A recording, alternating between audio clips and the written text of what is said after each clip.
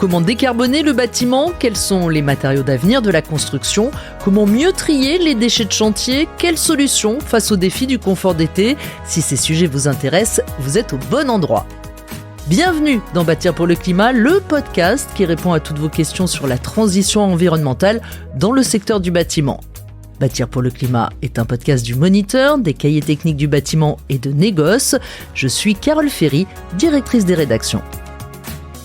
Dans ce podcast, je reçois des professionnels du secteur de la construction durable.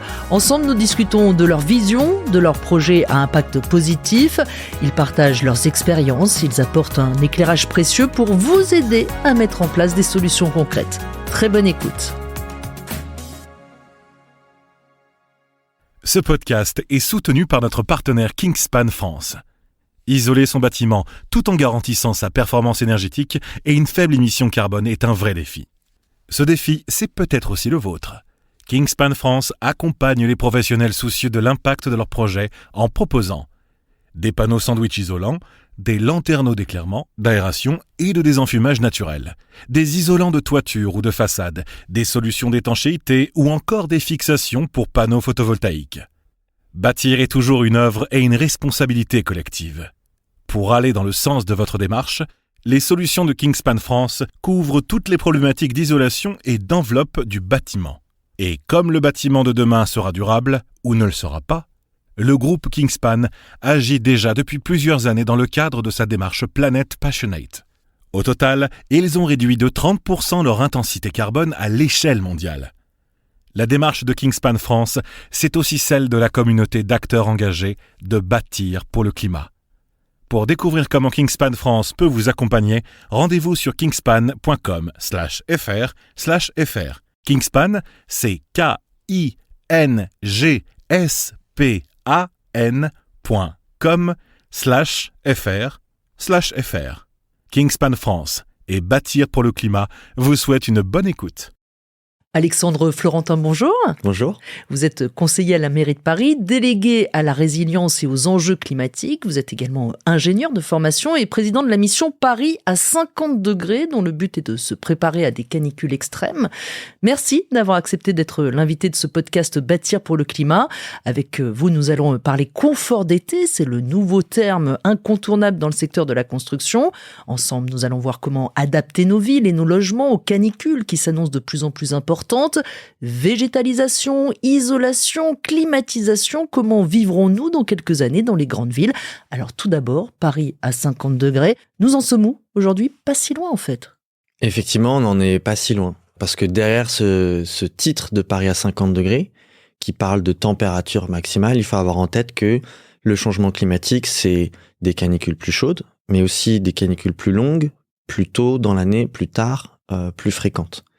Et donc ça, ces paramètres-là, ils ont, même si on n'a pas encore atteint 50 degrés à Paris, ces paramètres-là, ils ont déjà beaucoup changé. Ensuite, il faut avoir en tête que, juste pour rappel, le changement climatique, c'est une machine qui ne revient pas en arrière. Donc tous les records de température qu'on a eus vont être amenés à être battus. Puis après, il y a donc tous ces paramètres-là qui ont varié. Quels effets ça a déjà eu sur quel effet ça a déjà. Et donc là, quand on prend la peine de faire un petit peu de terrain, on se rend compte de choses assez hallucinantes. C'est un 44 degrés relevé la dernière semaine de septembre 2023 dans une classe d'école. C'est juste hallucinant comme température pour des piou-piou, quoi. Si on n'adapte pas le bâtiment. On va en parler là, il n'est pas adapté. Écoles, Oui. Ouais. C'est ça, c'est du 57 degrés dans une cuisine d'un restaurant parisien. C'est du plus de 70 degrés sur du bitume ou sur un toit, etc., etc. Et ça, c'est déjà aujourd'hui. maintenant. C'est on aujourd'hui. en est déjà là. Et l'accélération, elle va se faire comment ? En fait, il y a à la fois une augmentation des émissions de gaz à effet de serre et puis après, il y a, on va dire, une augmentation de la température et ensuite une augmentation des conséquences de tout ça. C'est tout ça qui se mélange un petit peu. Et même si, en fait, on n'avait pas d'augmentation plus rapide, d'accélération des émissions de gaz à effet de serre, en fait, ce qu'on note, c'est que ce qu'on pouvait, on va dire, accepter comme changement, parce que voilà, les sociétés humaines, les corps humains, nos dispositifs techniques ont une capacité d'adaptation, en fait, là, on commence à être proche de la limite. Je vous donne juste un exemple qui concerne le bâtiment. C'est que donc tous les systèmes techniques ont des plages de température, des plages de tel pont il peut fonctionner quand il y a telle pluviométrie, etc. Tous les systèmes techniques ont ça. C'est le cas aussi de la climatisation. Et moi, j'ai une clinique dans le 13e arrondissement, dont le gestionnaire des systèmes de chaud, froid, etc. nous a dit, en fait, ma clim, elle est dimensionnée pour fonctionner jusqu'à 42, 43 degrés. Ce qui est assez classique. Donc là, déjà, quand on parle de 44, 45 degrés, ça fonctionne plus. Ça veut dire que potentiellement, oui, elle peut s'arrêter de fonctionner. Parce qu'elle n'est pas dimensionnée pour ça. On va en parler de la climatisation. Mais déjà, la mission que vous avez faite sur Paris à 50 degrés, c'est pour Paris. Mais en réalité, vous auriez pu faire ce travail dans une autre grande ville. Ah oui, tout à fait. Et là, c'est valable pour le Grand Paris. C'est valable pour d'autres centres urbains. Et donc, d'ailleurs, la mission a beaucoup eu des échos à Lyon, Bordeaux, Toulouse. Encore hier, j'étais à Strasbourg pour rencontrer des fonctionnaires et venir leur présenter la mission. Ça a eu des échos à l'étranger aussi, parce que ce problème-là de la chaleur est à peu près vrai pour tous les centres urbains du monde, avec des nuances. Alors pourquoi est-ce qu'il fait plus chaud dans les grandes villes qu'à la campagne ? Alors là, il faut être précis. En fait, il fait pas plus chaud à cause du climat. C'est-à-dire que les températures ici en journée, du fait, on va dire vraiment du climat, donc c'est la température de l'air, il fait pas vraiment plus chaud en ville que ne serait-ce qu'au bois de Boulogne, au bois de Vincennes, la journée. C'est vraiment la nuit que les écarts se creusent fortement. Parce qu'en fait, donc les villes. Qu'est-ce qui fait une ville ? C'est parce que c'est particulièrement dense. Bétonné. Voilà, donc quand c'est dense en population, c'est dense en béton et en bitume, et donc c'est des matériaux qui vont accumuler l'énergie qu'ils vont recevoir pendant la journée et la restituer la nuit. Ce qui fait que là, par contre, la nuit, on peut avoir des différences de température de 6, 8, 10 degrés avec des zones qui seraient beaucoup moins denses. Et ce qui devient invivable, c'est le fait que la ville se rafraîchisse pas la nuit. Ça y participe très fortement, parce qu'effectivement, donc là, si on se concentre sur les humains, mais il y a le même problème pour le monde végétal et pour le monde animal, mais pour les humains, on est capable de traverser des températures assez fortes. Vous êtes toutes et tous allés peut-être dans des saunas, des hammams, etc. Donc en fonction de ça, il faut pas que ça dure trop longtemps. Voilà, il faut pas que ça dure trop longtemps. Il faut notamment qu'on puisse se refroidir à un moment donné, notamment la nuit. Parce que tout ça, c'est un effort cardiovasculaire assez important. D'où le fait que c'est essentiel d'avoir des moments de frais à un moment dans la journée, et notamment la nuit. Et pourquoi nous sommes plus sensibles à la chaleur que d'autres pays, d'autres villes ? Il y a des villes qui sont déjà à 50 degrés. Il y a des villes qui dépassent régulièrement les 45 degrés. Je suis pas sûr qu'ils aient la même espérance de vie. Je suis jamais allé faire ce travail en détail. Et par ailleurs, donc au-delà de espérance de vie, ils ont pas du tout le même urbanisme et la même architecture. Il y a moins de béton, en général. Il y a moins de béton, il y a plus de cours intérieurs, il y a plus de mécanismes, les rues vont être plus étroites, les matériaux vont pas être les mêmes, ils vont pas avoir la même couleur, les toits vont pas être pareils, la conception énergétique du bâti va être différente, donc il va pas y avoir la même isolation, la même inertie. Les personnes qui y habitent ne vont pas avoir les mêmes habitudes de vie et là il n'y a pas besoin d'aller très loin, c'est juste sud de la France. Moi je suis toujours halluciné de voir qu'à Paris il y a des gens qui ne savent pas gérer la chaleur dans leur appartement, et qui donc par exemple ne vont pas fermer les volets la journée, alors que tout le monde fait ça dans le sud de la France. Et justement ouvrir la nuit pour que les calories, la fraîcheur et sortir la chaleur. Exactement. L'organisation socioculturelle des villes où il fait plus chaud n'est pas la même. Alors, maintenant que nous avons fait le constat, quelles solutions nous avons pour nous préparer, rendre nos logements habitables dans les années qui viennent ? Penser le confort d'été, c'est désormais une obligation pour les logements neufs. Qu'est-ce qui existe comme solution ? Alors, en fait, d'un point de vue technique, les solutions, elles sont toutes là, puisque justement, vous l'avez dit, en fait, il y a bien d'autres villes qui vivent à des climats plus chauds. Donc, l'imaginaire des solutions, il est assez simple. C'est tout ce qui fait de l'ombre, que ce soit sur le bâti, dans la rue, utiliser le monde végétal, puisqu'en fait, quand c'est planté en pleine terre, ça sert à la fois ça fait de l'ombre et puis ça sert de climatiseur naturel. Ça va pomper de l'eau et puis la restituer sous forme de micro-vapeur. C'est l'évapotranspiration. C'est aussi jouer sur les courants d'air. Donc là, ça se joue aussi à des échelles urbanistiques et à des échelles à l'intérieur du bâtiment en fonction de si vous ouvrez la fenêtre à tel moment, dans tel endroit, etc. pour créer des courants d'air. Et là, j'insiste, la VMC ne produit pas le même service. La VMC, c'est des débits d'air qui sont beaucoup plus petits que le fait d'avoir des fenêtres ouvertes. En fait, il vaut mieux ouvrir ces fenêtres à 2 endroits différents du logement. Ah bah clairement. Parce que de nouveau, c'est pas juste une question de renouveler l'air, c'est une question de venir prendre les calories qui sont dans la journée, sont incrustées un peu partout, donc dans les murs, dans les sols, dans les plafonds, aussi les objets que vous avez chez vous, et de venir prendre ça et puis hop, de l'envoyer dans l'atmosphère. Et puis c'est aussi jouer sur le fait d'avoir moins de sources de chaleur humaine. Donc à une échelle urbaine, c'est les voitures thermiques, c'est tous les dispositifs de la ville qui vont créer de la chaleur. À l'échelle intérieure, c'est avoir moins d'électronique. Moi, je baisse la quantité d'eau chaude que je produis, voire je coupe mon ballon d'eau chaude l'été. L'étape intermédiaire, ça peut être juste de diminuer la quantité d'eau chaude qu'on produit, parce qu'en fait, votre ballon d'eau chaude, même s'il est à peu près bien isolé, il vient quand même restituer de la chaleur dans votre intérieur. On peut même pousser. Ça joue vraiment, ça, juste un détail comme celui-ci? En fait, il n'y a pas de détail dans ce que je viens de dire. C'est une accumulation de détails. C'est une accumulation de choses. Et puis, si vous avez un studio sur les toits, va falloir chercher tous les détails. Ça marche pas mal. Voilà. D'accord. C'est sûr, si vous avez un appartement plus grand, plus bas dans les étages, c'est pas là que ça se joue. Ça va beaucoup plus se jouer sur l'aération, par exemple. Vous pouvez gagner pas mal de degrés uniquement avec l'aération nocturne bien gérée. Et on a des relevés de température comme ça de 7 degrés de différence une fois que des protocoles, c'est-à-dire que là c'est zéro investissement matériel, c'est que du protocole. Donc ça a un coût quand on n'est pas chez soi, mais ça peut descendre assez vite. Dans la construction, il y a aussi le bioclimatisme qui se met de plus en plus en place. Vous pouvez nous expliquer comment ça fonctionne?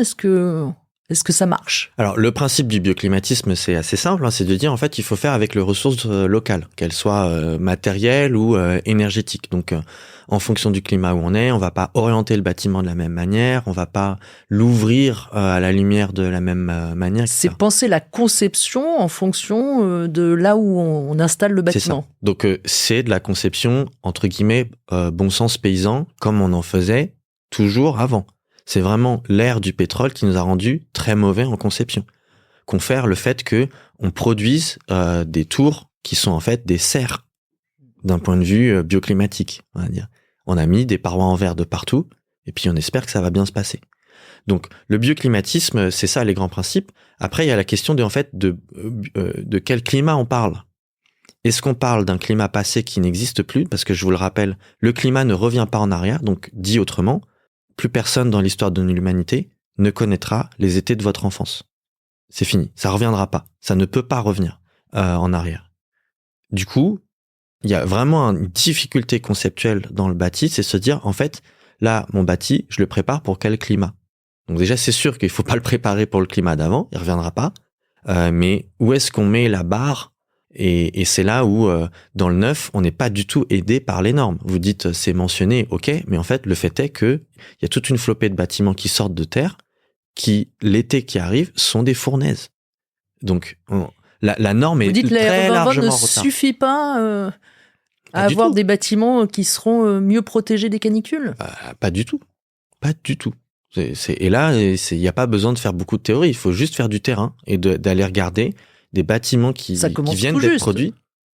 Bah oui. Ils sont en train de les construire. Là. Oui, mais toutes les normes, en fait, à l'heure actuelle, elles sont en retard par rapport à la vitesse. En fait, c'est des normes qui sont plus pensées pour la baisse des émissions de gaz à effet de serre dans le climat actuel, et donc en se concentrant sur l'hiver, et donc en se concentrant sur le fait que on veuille garder le chaud à l'intérieur. Parce que c'est sûr que vous pensez pas votre bâtiment de la même manière si vous êtes un chalet de montagne. Si c'est par rapport à un chalet de montagne ou si c'est par rapport à une maison dans le sud de la France. Alors dites-nous comment on pense le bâtiment en fonction de la montagne et dans le sud. Alors déjà, il faut distinguer les questions de est-ce qu'on est par rapport au neuf, est-ce qu'on est par rapport à la rénovation. Là, vous m'aviez surtout posé des questions dans le neuf. On parlera après de la rénovation. Le neuf, à Paris, c'est pas un sujet.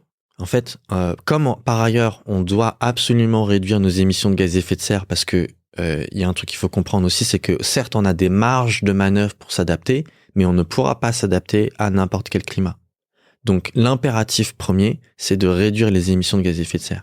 Or, à Paris, on n'a pas de problème de mètres carrés. On a un problème de répartition des mètres carrés. Donc, on n'a pas besoin de construire du neuf. Il faut juste mieux répartir les mètres carrés. Par exemple, on a trop de bureaux par rapport aux besoins de logement. On a des bureaux qui sont vides. On a des espaces qui sont pas du tout mutualisés avec des taux d'occupation qui sont ridiculement bas. Et donc là, il y a toute une économie à inventer, une meilleure répartition de ça, donc qui n'implique pas du tout de construction. Donc nous, on a un problème par rapport au neuf. Donc dans le neuf, ensuite il y a une distinction entre est-ce qu'on est sur un patrimoine historique qu'on veut préserver, ou est-ce qu'on est sur des choses plus récentes et les techniques d'adaptation vont être un petit peu différentes. Personnellement, j'ai pas encore trouvé de réponse par rapport aux bâtis les plus récents, mais qui seraient pas adaptés.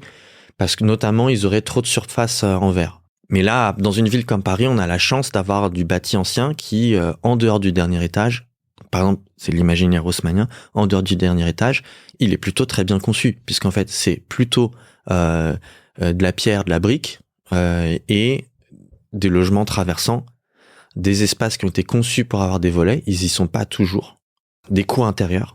Et donc, les solutions, elles sont très simples. C'est isolation par l'extérieur dans les cours, dans tous les espaces qui sont pas patrimoniaux. Faire pousser du végétal depuis le sol. Je parle pas des surfaces comme il peut y avoir sur le quai Branly ou à la Mande Canicule, tout ça crame. Ah oui, d'accord. Vous dites c'est pas la bonne solution. C'est pas résilient. C'est pas résilient du tout. D'accord. Ça met un peu de verre. Les façades végétalisées, c'est pas la bonne idée. Et ça a un coût d'entretien qui est monumental. Donc, si on y compris en énergie, d'eau, etc. Et en fait, vous avez un truc qui a fait ses preuves, qui s'appelle des plantes grimpantes, qui sont extrêmement résilientes. Elles n'ont pas besoin de beaucoup d'entretien. Elles-mêmes font ça très bien avec l'eau de pluie. Donc, on s'est créé des problèmes, en fait. Les toits végétalisés ? Là, ça dépend lesquels. Et puis, ils vont pas apporter le même service. Donc ça, c'est une autre catégorie de solutions. Sur les toits, en fonction de la typologie, c'est on crée des espaces d'aération entre le toit et puis le reste de la charpente. C'est changer de matériaux. C'est venir mettre une terrasse en bois par-dessus des toits en zinc. Là, donc on a une expérimentation en cours. Le zinc qui est très difficile en confort d'été. En fait, il chauffe très vite. C'est du métal, il chauffe très vite, il se refroidit très vite. Donc, s'il se réchauffait moins la journée, ça y poserait moins de problèmes. On en a beaucoup du zinc à Paris. Si je me trompe pas, c'est 70% des toits parisiens qui sont en zinc. Il faudrait vérifier. Il y a une étude de la Pure qui quantifie ça à partir de photos aériennes, mais c'est très très très majoritairement. Et ça, qu'est-ce qu'on peut faire ? Donc là, c'est les techniques dont je commençais à parler. C'est on vient surélever un petit peu le toit pour créer une lame d'air en dessous pour que justement la nuit, l'air fasse son boulot de venir refroidir cette surface-là et sert d'isolant dans la journée. C'est changer la qualité des isolants dans les combles, où là, il faut à la fois jouer sur l'isolation et l'inertie thermique. Là, je pense qu'il faudrait qu'on fasse beaucoup plus d'expérimentation que ce qu'on fait à l'heure actuelle. Donc, très clairement, ça veut dire subventionner des tests avec mesure et compagnie. C'est changer la couleur du toit. Bon, c'est pas hyper probant sur du zinc. Les premiers retours qu'on a eus, ça joue sur quelques degrés, mais des petits degrés. Sur des surfaces planes, commerciales, tout ce qui est cool roofing fonctionne très bien. Sur du patrimoine roofing, quand on peint en blanc. Ouais, avec une forme de peinture blanche, avec il y a différentes techniques derrière parce que en fait. Et différentes peintures. Oui, voilà. Et ça, visuellement c'est la même chose, mais en fait c'est pas la même matière. Il y en a qui sont plus efficaces que d'autres, c'est ça ? Ça, je sais pas, mais par contre c'est plus sur l'application sur du zinc.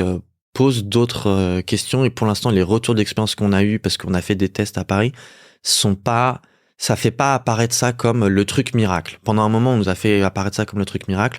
Là, il faudrait y aller un petit peu plus. Ça dépend ce qu'on peint en blanc. Ouais. Du zinc, ça suffit pas, mais peut-être qu'il y a d'autres surfaces sur lesquelles ça fonctionne mieux. Oui, ça c'est certain. Ça c'est prouvé. Toutes les surfaces commerciales, planes, etc. Il y a les différentiels de température. Là, je les ai plus en tête, mais les différentiels de température sont très forts. Là, ça vaut vraiment le coup. Ça fait des économies de clim, de tout ce que vous voulez en dessous. Dans les villes, nous manquons souvent de mètres carrés. On l'a dit, même si vous pensez que ça peut se gérer autrement. On a pris l'habitude de s'agrandir dans les combles. Est-ce qu'il existe des solutions pour continuer à vivre dans les combles l'été ? J'ai pas connaissance de solutions pour des gens qui auraient récupéré leurs combles, à part remettre des combles. Donc, et les tous réisoler. les gens qui ont acheté des appartements dans les combles, dans les années qui viennent, vous dites qu'ils ne pourront pas continuer à vivre Je pense dedans. pas que ça reste habitable très longtemps. Alors, c'est pas très rassurant pour ceux qui nous écoutent et qui vivent actuellement dans des logements sous les toits. Bienvenue dans la nouvelle ère climatique. Il y a d'autres pièces plus sensibles, la cuisine notamment. Pourquoi ?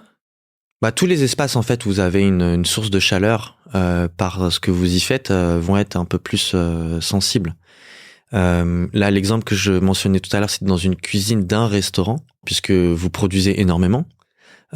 Chez vous, vous produisez juste pour vous.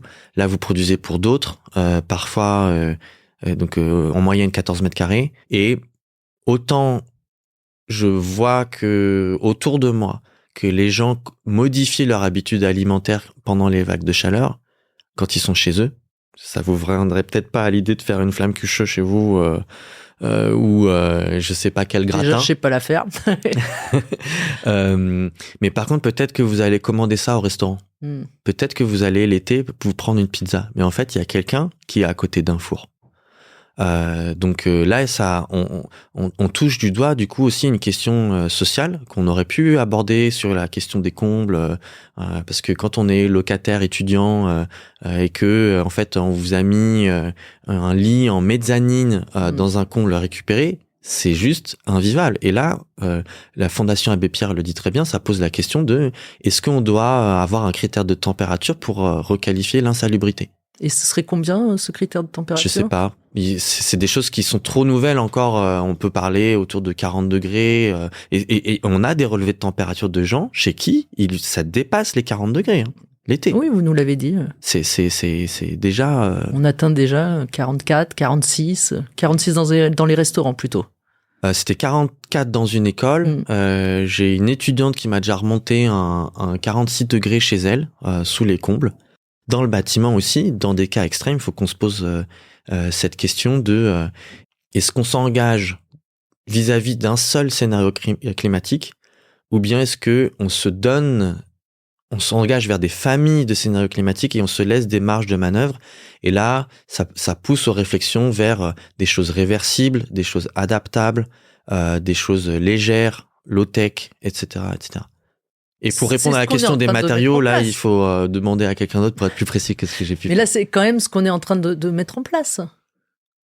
À quoi vous pensez ? Du low-tech, du réversible. Du low-tech ? Vous trouvez vraiment qu'on prend une direction du low-tech dans le bâtiment ? Excusez-moi. Disons qu'il y a des bureaux d'études, des architectes qui défendent cette idée-là. Heureusement. Bien sûr. C'est d'ailleurs ceux-là qu'on a aussi auditionné pendant la mission. Pardon. Il y a même un laboratoire du low-tech, je crois, qui étudie en Bretagne, qui étudie...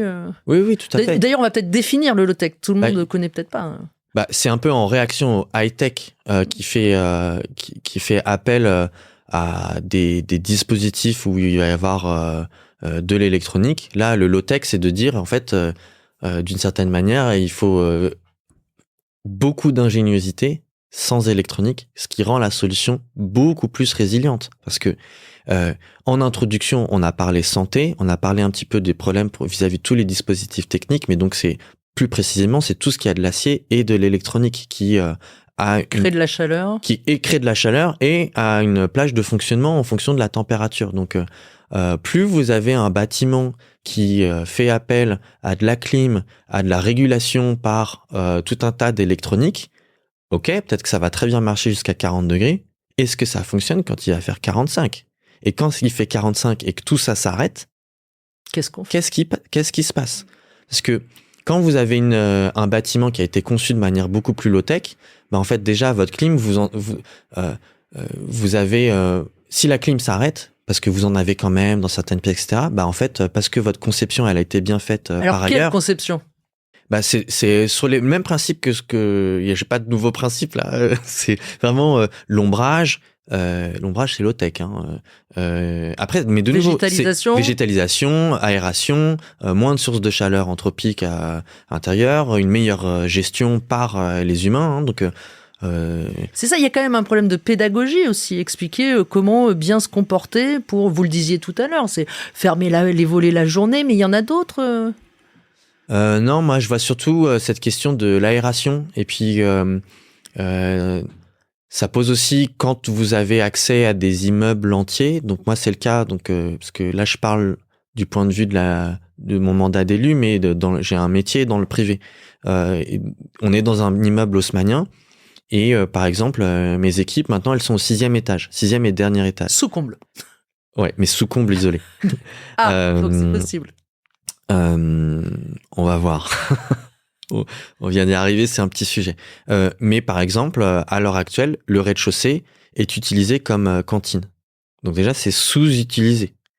On pourrait se poser la question d'avoir une inversion saisonnière où ce premier étage, ce rez-de-chaussée, excusez-moi, soit aussi utilisé comme espace où les gens vont venir travailler plutôt que de devoir subir la chaleur. Ils vont au 6e l'hiver et au rez-de-chaussée l'été. Moi, je me pose, je dis pas que c'est une solution à mettre en place, mais je pense qu'on devrait réfléchir aussi en termes d'usage des différentes pièces. Oui.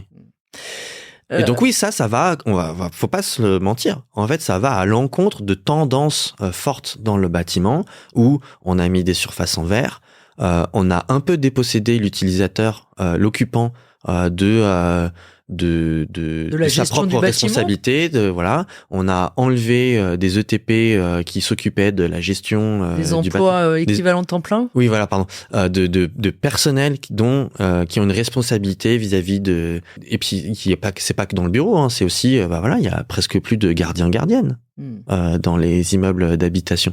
Donc dans certains cas, on peut se dire peut-être qu'on peut automatiser. Dans d'autres, non, là il faut responsabiliser parce que on n'arrivera jamais à avoir autant de finesse bas carbone, parce que tout ce qui est électronique, c'est des émissions pour fabriquer. Mais des humains, c'est intelligent aussi. Donc smart building, stupid people. Tout ce que vous êtes en train d'expliquer, ça marche à peu près peut-être en ce moment, mais si les températures commencent à augmenter, ça suffira ? Il y a des scénarios climatiques dans lesquels je vois pas comment s'en sortir. Donc, pour être très clair, il y a des scénarios d'effondrement où Paris n'est plus du tout habitable. L'ensemble de Paris, pas simplement Paris sous les combles ou Paris vitré. Ah oui, ça va commencer par les combles. Il y a des endroits qui sont aux avant-postes du changement climatique. Il y a des métiers qui sont aux avant-postes. D'où cette phrase de l'adaptation n'est possible que si on fait l'atténuation. Réduire les émissions de CO2. Réduire les émissions. Alors, pour lutter contre la chaleur, on l'a dit à plusieurs reprises, il y a la climatisation. C'est bien pour rafraîchir, mais c'est très mauvais pour l'environnement. Quel est l'avenir, justement, selon vous, de la climatisation ? Alors, c'est mauvais pour l'environnement, mais on peut aussi considérer la climatisation comme une forme de privatisation de la température de l'air. Parce que si moi, j'ai les moyens de venir installer une clim dans cette pièce, ça va réchauffer l'air pour quelqu'un d'autre. Je suis en train de lui dire, écoute, tu te débrouilles. Moi, l'essentiel, c'est que j'ai pas trop chaud. Voilà. Or, à Paris, qui a la clim ? Les entreprises, à peu près tous les bureaux sont climatisés, les hôtels, les musées, pour des questions de conservation des œuvres d'art. Je vois pas comment être uniquement sur une règle de interdiction de la clim. Parce que y a des personnes qui sont déjà trop en souffrance et que c'est une solution rapide d'installation. Par contre, c'est pas du tout la même chose de climatiser un magasin qui vend des tables. Un magasin quelconque. Un magasin quelconque, mais de biens non essentiels, non périssables, versus de climatiser les pattes d'à côté. On peut commencer à conceptualiser un droit à la fraîcheur, qui s'accompagne donc d'un devoir. Et on peut se dire, en fait, si il doit y avoir des espaces climatisés, il s'accompagne du devoir de partager ce frais et de pas en faire n'importe quoi pour n'importe quel usage. Parce que c'est ça qui est intéressant avec les canicules, c'est que ça rend tangible les fameuses limites planétaires de manière hyper sensible. Et c'est plus du tout une question de confort. C'est une question d'habitabilité. Moi, j'utilise pas la notion de confort d'été. C'est une question d'habitabilité. Point. Est-ce qu'on peut continuer à vivre dans le bâtiment ? Est-ce qu'on peut continuer à vivre là toute l'année, tous ensemble ? Parce que là, ça creuse aussi des inégalités extrêmement fortes. Et je vois pas comment s'en sortir si on ne partage pas, si on ne mutualise pas ces espaces soit naturellement frais, soit ces espaces rafraîchis par la climatisation. Qu'est-ce que vous pensez du rafraîchissement par géothermie ? Ça me semble être la meilleure option technique, la famille de solutions techniques à date. Parce qu'en fait, c'est pour un service rendu de chaud et de froid, de chaud l'hiver et de froid l'été, ça consomme très peu d'électricité et donc ça rend le système très résilient. Moi, j'aimerais bien, j'ai pas encore eu accès à des cartographies de potentiel de géothermie dans une ville comme Paris. Parce qu'il y a un petit peu de complexité dans les sous-sols. Mais par exemple, pour l'essentiel, c'est pas de rendre climatisés les bureaux. C'est vraiment une pensée de crise. Là, faut s'imaginer un truc où c'est régulier. Les bureaux plutôt low-tech, rafraîchissement naturel, etc. Non, je parle plutôt de, en fait, des situations où on a plusieurs jours de suite au-dessus de 40 degrés, où on atteint des 45 degrés, etc., etc. Donc, c'est pas des fonctionnements habituels. Ok ? Dans ces fonctionnements non habituels, en fait, l'essentiel, c'est pas les bureaux, c'est les écoles, les EHPAD, c'est tous les lieux publics qu'on va pouvoir partager. Ces lieux-là, donc notamment les écoles, ont des cours. Moi, je me pose la question d'aller y mettre de la géothermie. Pour le territoire parisien, ailleurs, en fait, en France, il y a un déficit de géothermie par rapport à d'autres voisins qu'il faudrait qu'on rattrape. De la géothermie dans les écoles, est-ce que c'est pas forcément possible déjà dans toutes les écoles ? Ça a un coût ? Vous l'avez regardé ? Parce que là, il y a beaucoup de cours oasis. Les cours ont rafraîchi, en effet, par la végétalisation. Ça, on le voit de plus en plus, notamment à Paris. Ça fonctionne ? Oui, ça fonctionne. Vous avez des chiffres bien sur les degrés ? Pas en tête. Mais ça fonctionne, mais ça ne change pas la température dans le bâtiment. Donc, c'est nécessaire, mais pas suffisant. Et donc, on sait que comme le parc scolaire, il a été construit pour être fermé juillet-août, donc il avait dans sa conception, il n'avait pas besoin de gérer des canicules. Sauf que maintenant, on a des canicules. Juillet-août, on l'aura en juin et en septembre. Voilà, c'est ça. Donc, on a des canicules en mai, juin et septembre-octobre, ce qui est quand même assez hallucinant déjà. Donc, on sait qu'on va devoir faire des rénovations très profondes dans les écoles. Or, d'habitude, les rénovations très profondes, quand est-ce qu'on les fait ? Au mois de juillet-août. Et vous avez le secteur du BTP qui nous dit on commence à être vraiment dans le dur de notre capacité d'adaptation parce qu'on a fait changer nos horaires, on a accès à des salles rafraîchies, mais en fait, à un moment, c'est plus possible. Et donc, à Paris, compte tenu du fait aussi qu'on a une population d'enfants qui baisse, l'exécutif parisien, sous recommandation, dans la continuité de la mission, a dit, OK, ce qu'on va faire, c'est qu'on va organiser des fermetures d'écoles sur 1 an pour faire des rénovations profondes. On va dispatcher les enfants dans d'autres établissements et on va tourner comme ça. En pensant aussi que les écoles, un peu comme sur le modèle des cours oasis, qui sont aussi en général des cours ouvertes le week-end au public, il va falloir penser que ces écoles, elles puissent accueillir éventuellement d'autres populations que les enfants, par exemple en juillet-août, en cas de crise majeure. Et donc c'est là où la géothermie, elle devient encore plus intéressante parce que il y a comment est-ce qu'on va rénover, par exemple, une école type Jules Ferry, avec les solutions dont on a parlé tout à l'heure, plus j'ai un accès à une cour. Est-ce que je peux y mettre de la géothermie ? J'ai pas la réponse à cette question, mais je pense qu'on devrait. Vous travaillez dessus ? C'est l'exécutif qui doit travailler dessus. Et c'est pareil pour les hôpitaux. En général, il y a des cours. Enfin voilà, c'est cette typologie-là, elle est intéressante.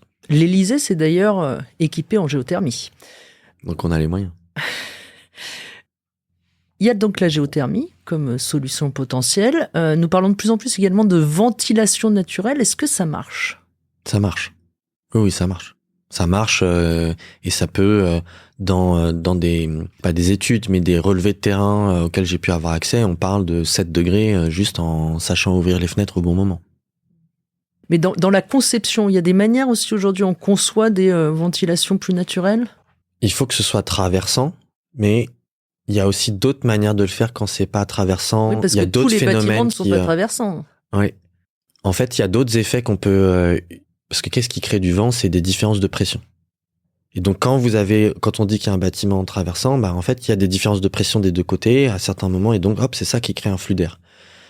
Il y a ce qu'on appelle l'effet Venturi qui permet aussi de créer cette différence de pression. Donc quand vous avez un volume qui est conique, il va y avoir des différences de pression entre la partie avec une section plus grande et par rapport à la section plus petite.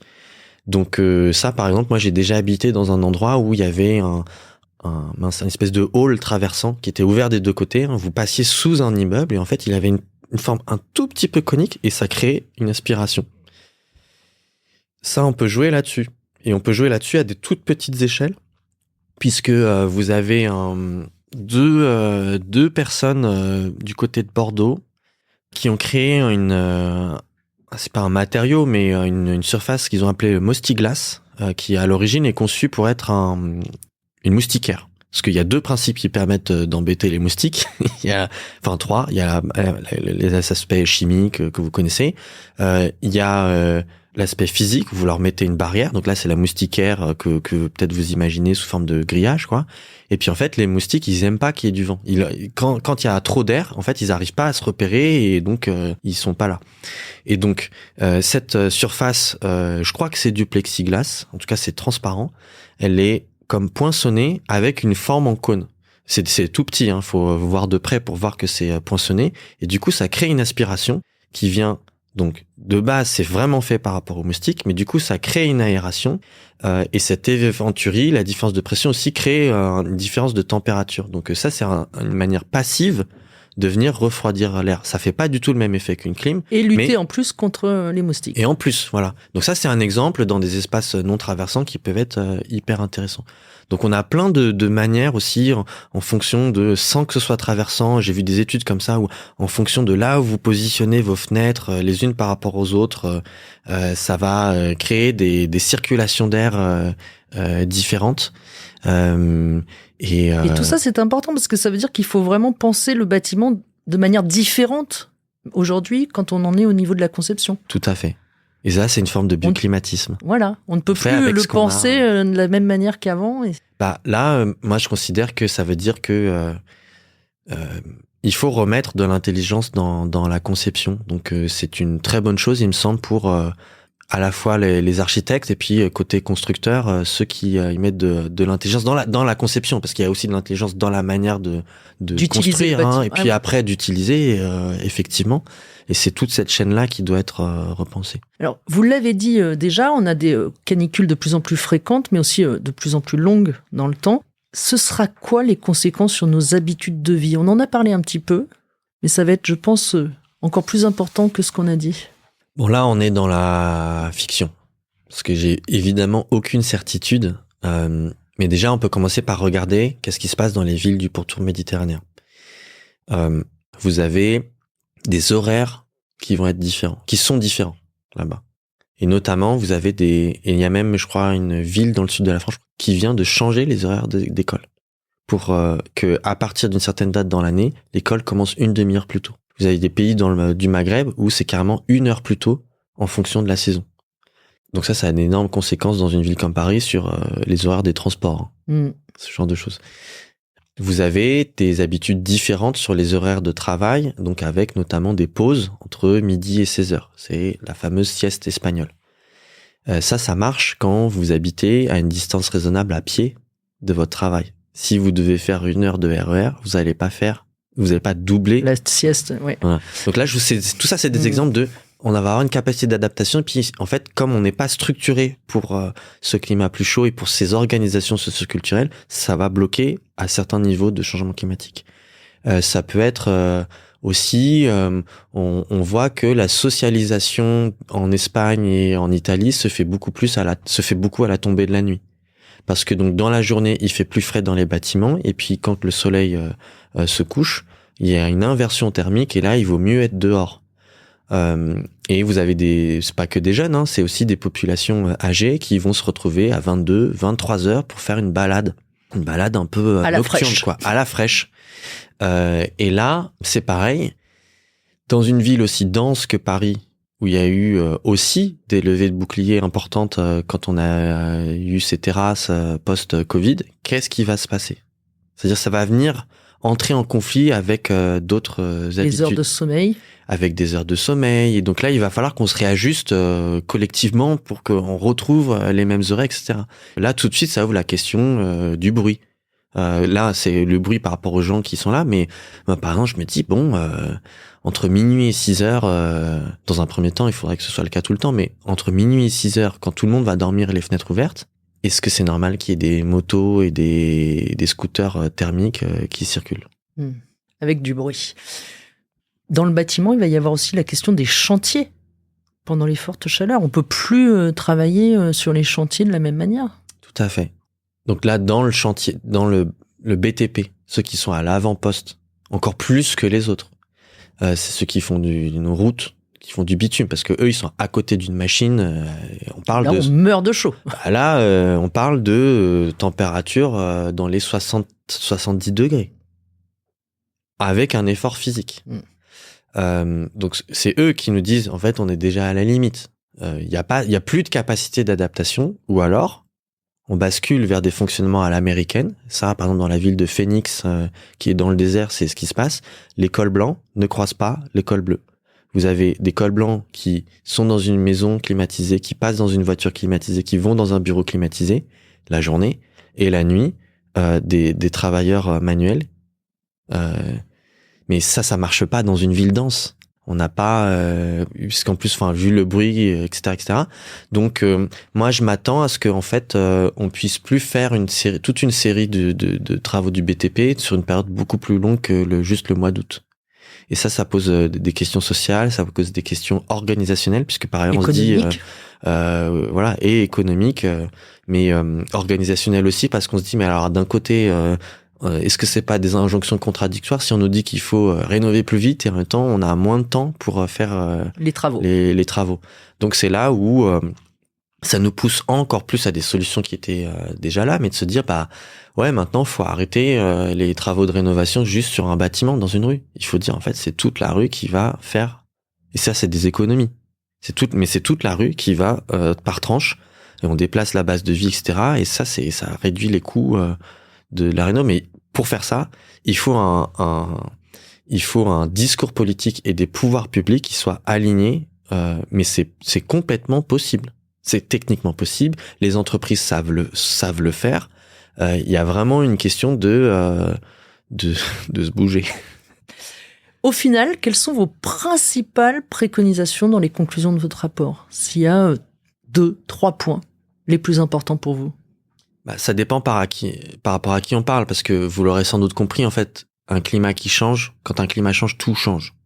Donc, si on est à l'échelle du citoyen, je vais vous dire, en fait, le truc principal que vous pouvez faire en dehors de comment vous votez, de votre implication dans tel et tel réseau, ce que vous faites comme travail, etc., en fait, il faut améliorer la qualité du lien social. Tout ce qui consiste à très clairement, c'est organiser des fêtes et des moments de convivialité avec vos voisins.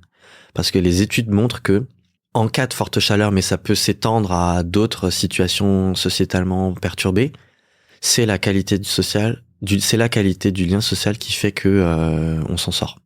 C'est pas des questions matérielles au premier ordre. Et ça, c'est des études de sociologie aux États-Unis qui prouvent ça.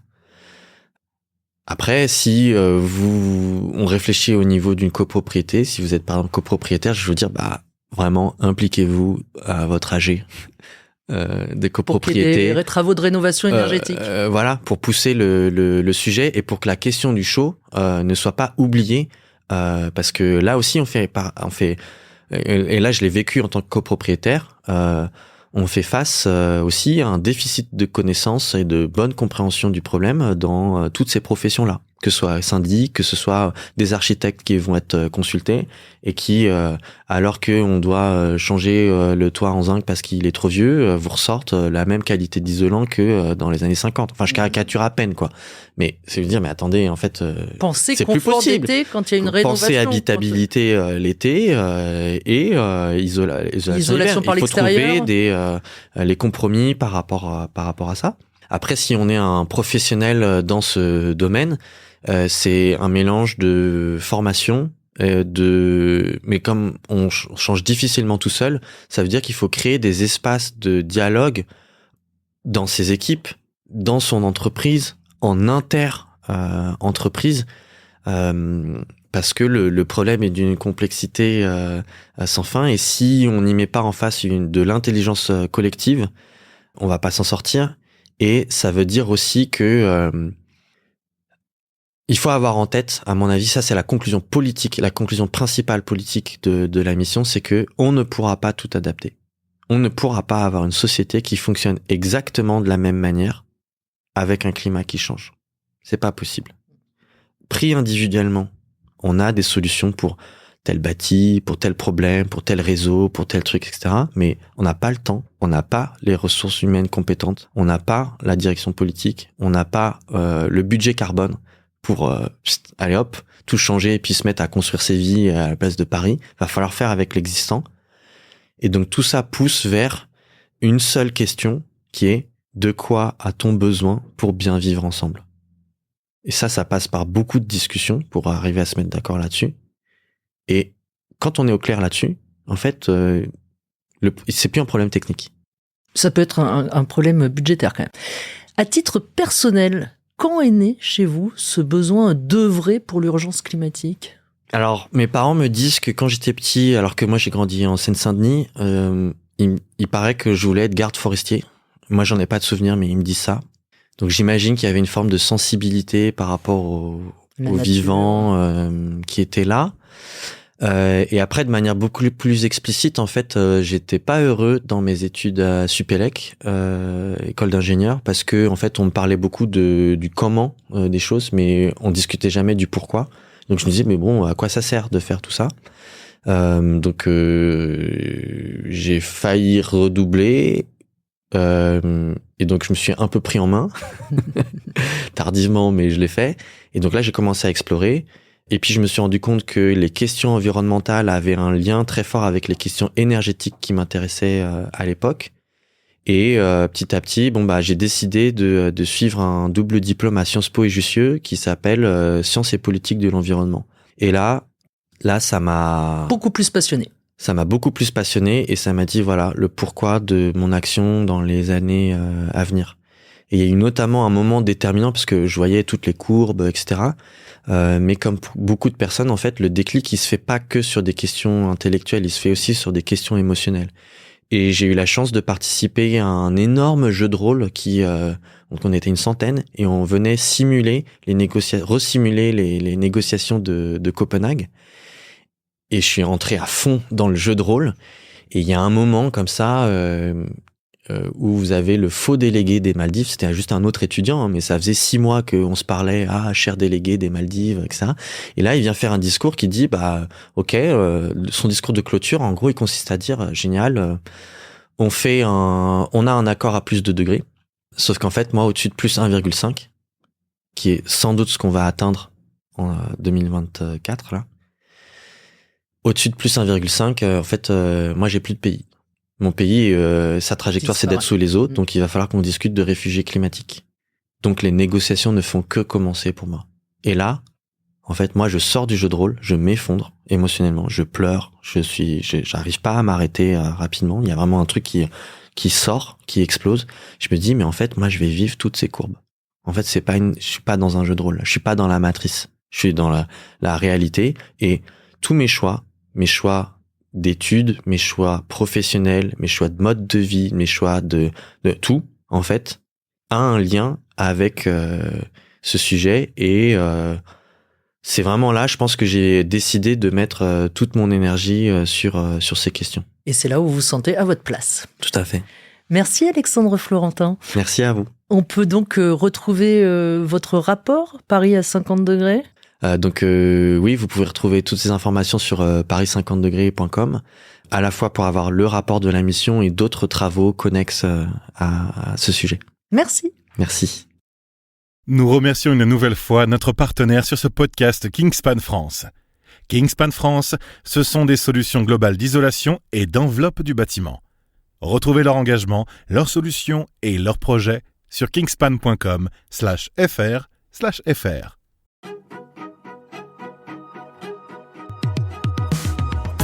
Merci d'avoir écouté cet épisode de Bâtir pour le climat, un podcast du Moniteur, des cahiers techniques du bâtiment et de Négoce.